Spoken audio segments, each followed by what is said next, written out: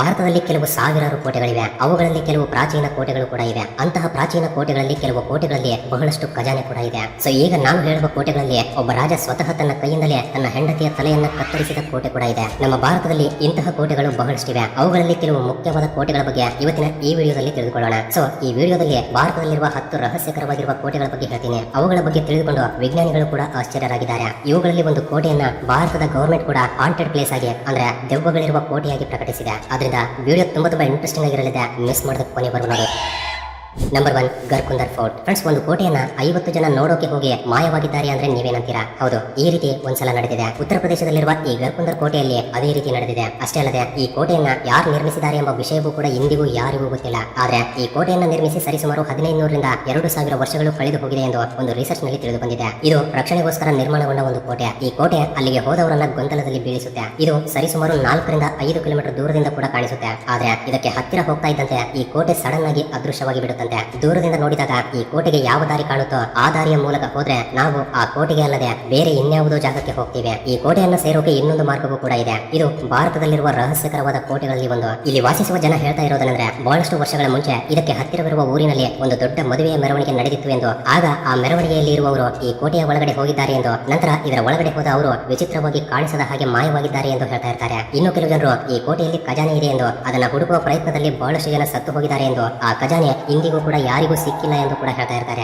Number 2 ಆಸಿರ್ಗರ್ fort. ಆಸಿರ್ಗರ್ ಎಂಬ ಈ ರಹಸ್ಯಕರವಾದ ಕೋಟೆ ಮಧ್ಯಪ್ರದೇಶದಲ್ಲಿದೆ. ಮೊಘಲರ ಬಾದಶಾ ಆಗಿರುವ ಅಕ್ಬರ್ ಈ ಕೋಟೆಯನ್ನ ಸ್ವಂತ ಮಾಡಿಕೊಳ್ಬೇಕು ಎಂದು ಬಹಳಷ್ಟು ಪ್ರಯತ್ನಗಳನ್ನು ಕೂಡ ಮಾಡ್ತಾನೆ. ಇದಕ್ಕಾಗಿ ಆತ ಬಹಳಷ್ಟು ಯುದ್ಧಗಳನ್ನು ಕೂಡ ಮಾಡಿದ್ದಾನೆ. ಆದ್ರೆ ಆತನಿಗೆ ಈ ಕೋಟೆಯನ್ನ ಸ್ವಂತ ಮಾಡಿಕೊಳ್ಳೋಕೆ ಮಾತ್ರ ಆಗಲ್ಲ. ಈ ಕೋಟೆಯ ಬಗ್ಗೆ ಇಂದಿಗೂ ಕೂಡ ಬಹಳಷ್ಟು ತಿಳಿಯದ ರಹಸ್ಯಗಳು ಅಡಗಿವೆ. ಇವುಗಳಲ್ಲಿ ಈ ಕೋಟೆಯ ಬಗ್ಗೆ ಒಂದು ಅದ್ಭುತವಾದ ರಹಸ್ಯವಿದೆ. ಅದೇನಂದ್ರೆ, ಈ ಕೋಟೆಯಲ್ಲಿ ಒಂದು ಶಿವನ ಮಂದಿರವಿದೆ. ಇಲ್ಲಿರುವ ಪ್ರಜೆಗಳು ಹೇಳ್ತಾ ಇರೋದೇನೆಂದ್ರೆ, ಪ್ರತಿದಿನ ಬೆಳಗಿನ ಸಮಯದಲ್ಲಿ ಅಂದ್ರೆ ಈ ಕೋಟೆಯ ದ್ವಾರವನ್ನು ತೆಗೆಯುವ ಮುಂಚೆಯೇ ಯಾರೋ ಒಬ್ಬ ವ್ಯಕ್ತಿ ಈ ಕೋಟೆಯ ಒಳಗಡೆ ಬಂದು ಮಹಾಶಿವನನ್ನ ಪೂಜಿಸಿ ಹೋಗ್ತಾನೆ ಎಂದು ಹೇಳ್ತಾರೆ. ಆ ವ್ಯಕ್ತಿ ಮತ್ತಾರೂ ಅಲ್ಲ, ಮಹಾಭಾರತದಲ್ಲಿರುವ ಅಶ್ವತ್ಥಾಮನಿ ಎಂದು ಕೂಡ ಹೇಳ್ತಾರೆ. ಈತ ಮಹಾಭಾರತದಲ್ಲಿ ಶ್ರೀಕೃಷ್ಣನ ಮೂಲಕ ಶಾಪವನ್ನು ಪಡೆದ ನಂತರ ಇಂದಿಗೂ ಕೂಡ ಕಲಿಯುಗದಲ್ಲಿ ಜೀವಂತವಾಗಿದ್ದಾನೆ ಎಂದು, ಕಲಿಯುಗ ಅಂತ್ಯವಾದ ನಂತರವೇ ಆತ ಮರಣಿಸ್ತಾನೆ ಎಂದು ಹೇಳಲಾಗುತ್ತೆ. Number 3 the Sujanpur Tira fort. ಈ ಕೋಟೆಯನ್ನ ಖಜಾನೆ ಕೋಟೆ ಎಂದು ಕೂಡ ಕರೆಯಲಾಗುತ್ತೆ. ಯಾಕಂದ್ರೆ ಇದರಲ್ಲಿ ಬಹಳಷ್ಟು ಖಜಾನೆ ಅಡಗಿದೆ. ಈ ಕೋಟೆಯನ್ನ 1758ರಲ್ಲಿ ಅಭಯ್ ಚಂದ್ ಎಂಬ ರಾಜ ನಿರ್ಮಿಸಿದ್ದಾನೆ. ಇದಾದ ನಂತರ ಸಂಸಾರ್ ಚಂದ್ ಇದನ್ನ ಆಳಿದಾನೆ. ಆ ಸಮಯದಲ್ಲಿ ಆತನ ಹತ್ತಿರವಿರುವ ವಜ್ರ ವೈಡೂರ್ಯಗಳನ್ನ ಈ ಕೋಟೆಯಲ್ಲಿ ಎಲ್ಲೋ ಬಚ್ಚಿಟ್ಟಿದ್ದಾರೆ ಎಂದು, ಅದನ್ನ ಇಂದಿಗೂ ಕೂಡ ಯಾರಿಗೂ ಕಂಡುಕೊಳ್ಳೋಕೆ ಆಗಿಲ್ಲ ಎಂದು ಕೂಡ ಹೇಳ್ತಾ ಇರ್ತಾರೆ. ಈ ಕೋಟೆಯ ಒಳಗಡೆ 5 ಕಿಲೋಮೀಟರ್ ಉದ್ದವಿರುವ ಒಂದು ಸುರಂಗ ಮಾರ್ಗವಿದೆ ಎಂದು, ಆ ಸುರಂಗದಲ್ಲಿ ಈ ಖಜಾನೆ ಇರುತ್ತೆ ಎಂದು ಹೇಳ್ತಾ ಇರ್ತಾರೆ. ಆದ್ರೆ ಇಂದಿಗೂ ಕೂಡ ಈ ಸುರಂಗದ ಕೊನೆಯ ಭಾಗದವರೆಗೆ ಯಾರಿಗೂ ಸೇರಿಕೊಳ್ಳೋಕೆ ಆಗಿಲ್ಲ. ಈ ಸುರಂಗ ತುಂಬಾ ಕತ್ತಲಿನಿಂದ ಕೂಡಿರೋದ್ರಿಂದ ಯಾರಿಗೂ ಅದರ ಒಳಗಡೆ 100 ಮೀಟರ್ಗಳಿಗಿಂತ ಜಾಸ್ತಿ ಹೋಗೋಕೆ ಆಗ್ತಾ ಇಲ್ಲ. ಈ ಜಾಗದಲ್ಲಿ ಮೊಘಲರು ಕೂಡ ಖಜಾನೆಯನ್ನ ಹುಡುಕೋಕೆ ಬಹಳಷ್ಟು ಪ್ರಯತ್ನಗಳನ್ನ ಮಾಡ್ತಾರೆ. ಆದ್ರೆ ಅವರಿಗೂ ಕೂಡ ಆ ಖಜಾನೆಯ ಯಾವುದೇ ರೀತಿಯ ಮಾಹಿತಿ ಸಿಗಲ್ಲ. Number 4 Chittorgarh fort. ಈ ಕೋಟೆ ರಾಜಸ್ಥಾನದ ಚಿತ್ತೋರ್ಗರ್ ನಲ್ಲಿದೆ. ಈ ಚಿತ್ತೋರ್ಗರ್ ನಲ್ಲಿ ಬಹಳಷ್ಟು ಪ್ರಾಚೀನ ಕೋಟೆಗಳಿರುತ್ತವೆ. ಇವು ಸರಿಸುಮಾರು 700 ಎಕರೆಗಳಲ್ಲಿ ಇರುತ್ತವೆ. ಈ ಕೋಟೆಯ ಮೇಲೆ ಸರಿಸುಮಾರು 3 ಬಾರಿ ಆಕ್ರಮಣ ನಡೆದಿದೆ. ಮೊದಲ ಬಾರಿ ಇದನ್ನ ಅಲ್ಲಾವುದ್ದೀನ್ ಖಿಲ್ಜಿ ಆಕ್ರಮಿಸ್ತಾನೆ. 2ನೇ ಬಾರಿ ಬೌದ್ಧ ಶಾ ಇದನ್ನ ಆಕ್ರಮಿಸ್ತಾನೆ. ನಂತರ 3ನೇ ಬಾರಿ ಮೊಘಲರು ಆಕ್ರಮಿಸ್ತಾರೆ. ಈ ಕೋಟೆಯಲ್ಲಿ ರಾಣಿ ಪದ್ಮಿನಿ ವಾಸವಿದ್ರು ಎಂದು ಕೂಡ ಹೇಳ್ತಾ ಇರ್ತಾರೆ.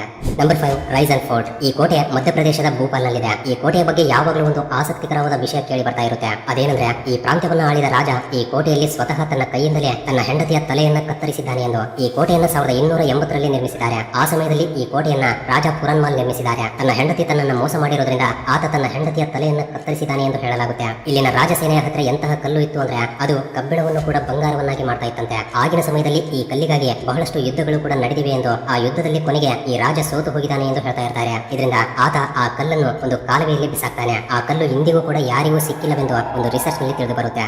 Number 6 Shergarh fort. ಈ ಕೋಟೆ ಬಿಹಾರ್ ರಾಜ್ಯದ ರಹತ ಜಿಲ್ಲೆಯಲ್ಲಿದೆ. ಇಲ್ಲಿ ಕೆಲವು 100 ಸುರಂಗ ಮಾರ್ಗಗಳಿವೆ. ಕೈಮೂರು ಬೆಟ್ಟದ ಮೇಲೆ ಇರುವ ಈ ಕೋಟೆ ಉಳಿದ ಎಲ್ಲಾ ಕೋಟೆಗಳಿಗಿಂತ ತುಂಬಾ ವಿಚಿತ್ರವಾಗಿರುತ್ತೆ. ಇದನ್ನ ಹೇಗೆ ನಿರ್ಮಿಸಿದ್ದಾರೆ ಅಂದ್ರೆ, ಹೊರಗಡೆಯಿಂದ ಇದನ್ನ ಯಾರು ಕೂಡ ನೋಡೋಕ್ಕಾಗಲ್ಲ. ಯಾಕಂದ್ರೆ 3 ದಿಕ್ಕಿನಲ್ಲಿ ಕಾಡೆ ಇರುತ್ತೆ, ಇನ್ನೊಂದು ಕಡೆ ದುರ್ಗಾವತಿ ನದಿ ಇರುತ್ತೆ. ಈ ಕೋಟೆಯ ಒಳಗಡೆ ಪ್ರವೇಶಿಸುವುದಕ್ಕೆ ಒಂದು ಸುರಂಗ ಮಾರ್ಗವಿರುತ್ತೆ. ಒಂದು ವೇಳೆ ಆ ಸುರಂಗ ಮಾರ್ಗ ಮುಚ್ಚಿಕೊಂಡ್ರೆ ಈ ಕೋಟೆಗೆ ಹೋಗುವುದು ಅಸಾಧ್ಯ. ಈ ಕೋಟೆಯ ಒಳಗಡೆ ಬಹಳಷ್ಟು ಖಜಾನೆ ಅಡಗಿದೆ ಎಂದು ಕೂಡ ಹೇಳ್ತಾ ಇರ್ತಾರೆ. ಆದ್ರೆ ಅದು ಇಂದಿನವರೆಗೂ ಕೂಡ ಯಾರಿಗೂ ಸಿಕ್ಕಿಲ್ಲ. ಈ ಕೋಟೆಯಲ್ಲಿರುವ ಎಲ್ಲಾ ಸುರಂಗ ಮಾರ್ಗಗಳು ಒಂದೇ ಒಂದು ಸುರಂಗ ಮಾರ್ಗಕ್ಕೆ ಕೊನೆಯಲ್ಲಿ ಕನೆಕ್ಟ್ ಆಗುತ್ತವೆ. ಆದ್ರೆ ಜನರು ಈ ಸುರಂಗದೊಳಗಡೆ ಹೋಗೋಕು ಕೂಡ ಇಂದಿಗೂ ಭಯಪಡ್ತಾ ಇರ್ತಾರೆ.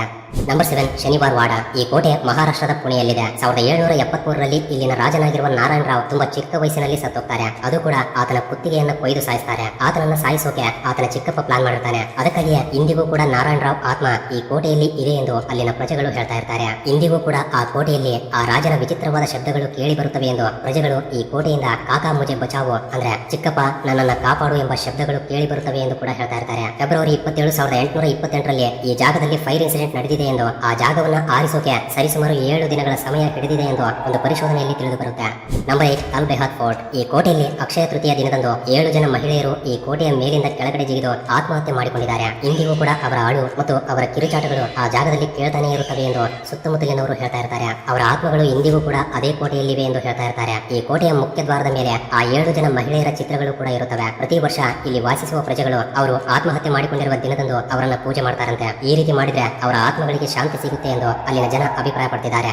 Number 9, Bangar fort. ಈ ಕೋಟೆಯನ್ನ ಕೇವಲ ಭಾರತದಲ್ಲಿ ಅಷ್ಟೇ ಅಲ್ಲ, ಪ್ರಪಂಚದಲ್ಲಿರುವ ಅತ್ಯಂತ ರಹಸ್ಯಕರವಾದ ಕೋಟೆಗಳಲ್ಲಿ ಒಂದಾಗಿ ಭಾವಿಸಲಾಗುತ್ತೆ. ಭಾರತದ ಗವರ್ಮೆಂಟ್ ಕೂಡ ಈ ಕೋಟೆಯನ್ನ ಹಾಂಟೆಡ್ ಕೋಟೆಯಾಗಿ ಪ್ರಕಟಿಸಿದೆ. ಈ ಕೋಟೆ ಭಾರತದಲ್ಲಿರುವ ಹಾಂಟೆಡ್ ಪ್ಲೇಸ್ ಲಿಸ್ಟ್ ಅಲ್ಲಿ ಟಾಪ್ ಪ್ಲೇಸ್ ನಲ್ಲಿರುತ್ತೆ. ಈ ಕಾರಣದಿಂದಲೇ ಭಾರತದ ಗವರ್ಮೆಂಟ್ ಈ ಕೋಟೆಯ ಹೊರಗಡೆ ಒಂದು ಬೋರ್ಡ್ ಅನ್ನು ಕೂಡ ಇಟ್ಟಿದೆ. ಅದರಲ್ಲಿ ಏನಿದೆ ಅಂದ್ರೆ, ಯಾರೇ ಆಗಲಿ ಸೂರ್ಯೋದಯಕ್ಕೂ ಮುಂಚೆ ಅಥವಾ ಸೂರ್ಯಾಸ್ತ ಆದ ನಂತರ ಈ ಕೋಟೆಯ ಒಳಗಡೆ ಪ್ರವೇಶಿಸಬಾರದು ಎಂದು. ಒಂದು ವೇಳೆ ಯಾರಾದರೂ ರಾತ್ರಿಯ ಸಮಯದಲ್ಲಿ ಈ ಕೋಟೆಯ ಒಳಗಡೆ ಪ್ರವೇಶಿಸಿದ್ರೆ ಅವರು ಯಾವತ್ತೂ ಹಿಂತಿರುಗಿ ಬರಲ್ಲ ಎಂದು ಕೂಡ ಹೇಳ್ತಾ ಇರ್ತಾರೆ. ಈ ಕೋಟೆಯ ಸುತ್ತಮುತ್ತಲು ವಾಸಿಸುವ ಜನರು ಹೇಳ್ತಾ ಇರೋದೇನೆಂದ್ರೆ, ಈ ಕೋಟೆಯ ಒಳಗಿನಿಂದ ರಾತ್ರಿಯ ಸಮಯದಲ್ಲಿ ವಿಚಿತ್ರವಾದ ಶಬ್ದಗಳು ಕೇಳಿ ಬರುತ್ತವೆ ಎಂದು, ನಾಟ್ಯ ಮಾಡ್ತಾ ಇರುವ ಹಾಗೆ ಭಯಂಕರವಾದ ಶಬ್ದಗಳು ಕೇಳಿ ಬರುತ್ತವೆ ಎಂದು ಹೇಳ್ತಾ ಇರ್ತಾರೆ. ಇದರ ಜೊತೆಗೆ ಯಾರೋ ಒಬ್ಬ ಹೆಂಗಸು ಅಳ್ತಾ ಇರುವ ಶಬ್ದ ಕೂಡ ಕೇಳಿ ಬರುತ್ತೆ ಎಂದು, ಆಗಾಗ ಈ ಜಾಗದಲ್ಲಿ ಒಬ್ಬ ಹೆಂಗಸು ಕಾಣ್ತಾ ಇರ್ತಾಳೆ ಎಂದು ಕೂಡ ಹೇಳ್ತಾ ಇರ್ತಾರೆ. ಈ ಮಹಿಳೆ ರಾತ್ರಿಯ ಸಮಯದಲ್ಲಿ ಬಿಳಿ ಸೀರೆಯನ್ನು ಉಟ್ಟು ತಿರುಗಾಡ್ತಾ ಇರ್ತಾಳೆ ಎಂದು, ಆ ಸಮಯದಲ್ಲಿ ಈ ಕೋಟೆಯಿಂದ ತುಂಬಾ ವಿಚಿತ್ರವಾದ ವಾಸನೆ ಬರ್ತಾ ಇರುತ್ತೆ ಎಂದು ಕೂಡ ಹೇಳ್ತಾ ಇರ್ತಾರೆ. ಅದಕ್ಕಾಗಿಯೇ ಈ ಕೋಟೆಯನ್ನ ನಮ್ಮ ಸರ್ಕಾರ ಹಾಂಟೆಡ್ ಲಿಸ್ಟ್ ಅಲ್ಲಿ ಸೇರಿಸಿದೆ.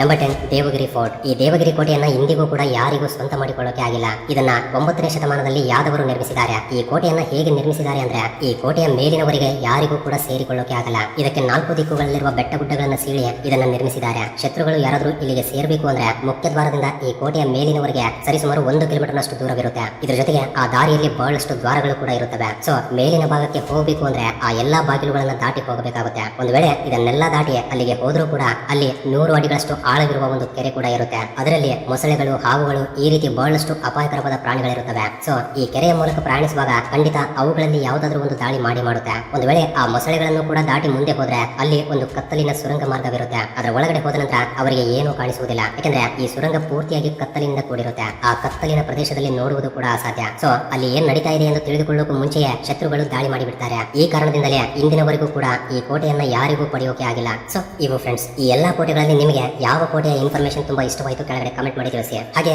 ವಿಡಿಯೋ ಇಷ್ಟವಾಗಿದ್ರೆ ತಪ್ಪದೆ ವಿಡಿಯೋಗೆ ಒಂದು ಲೈಕ್ ಕೊಟ್ಟು ನಿಮ್ಮ ಫ್ರೆಂಡ್ಸ್ ಅಂಡ್ ಫ್ಯಾಮಿಲಿ ಜೊತೆ ಕೂಡ ಶೇರ್ ಮಾಡಿ. ಅಂಡ್ ಫಸ್ಟ್ ಟೈಮ್ ಯಾರಾದರೂ ನಮ್ಮ ಚಾನಲ್ ಅನ್ನ ಈಗ ನೋಡ್ತಾ ಇದ್ರೆ ತಪ್ಪದೆ ಸಬ್ಸ್ಕ್ರೈಬ್ ಮಾಡಿಕೊಂಡು ಪಕ್ಕದಲ್ಲಿರುವ ಬೆಲ್ ಐಕನ್ ಅನ್ನು ಆಕ್ಟಿವೇಟ್ ಮಾಡ್ಕೊಳ್ಳಿ.